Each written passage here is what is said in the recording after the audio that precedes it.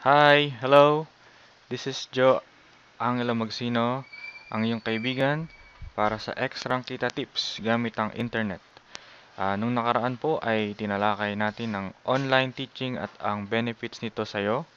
Dahil po sa mga request, gumawa ako ng presentation para sa step by step na gagawin paano mag-apply online.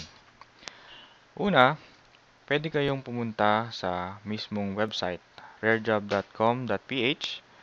At pangalawa, pwede niyong bisitahin ang Facebook account ko, Joe Angelo Magsino, at i-click ang link sa wall ko. At pangatlo, pwede kayong pumunta sa extrangkita.com at i-click ang logo ng Rare Job. Okay. Okay?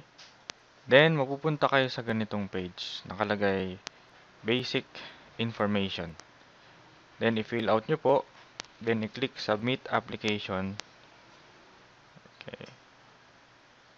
Then, pwede nyo i-review kung tama ba yung naisulat ninyo.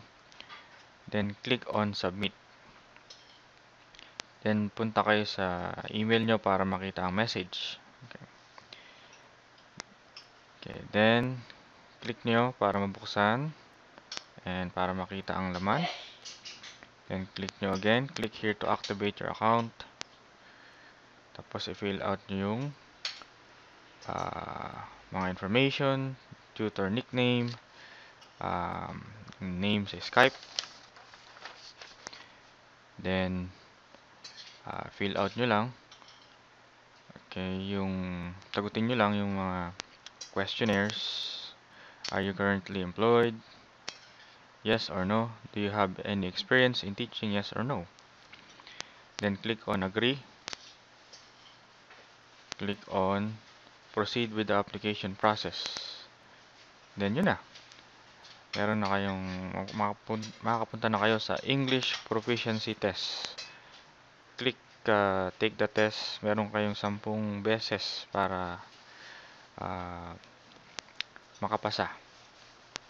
Then after nyo makapasa, magkakaroon ng demo lesson. Next time siguro, di-discuss din natin yan. Okay. So, yun lang naman. Kung nagustuhan nyo ang presentation, click the button. Kung may question ka, leave the comments below.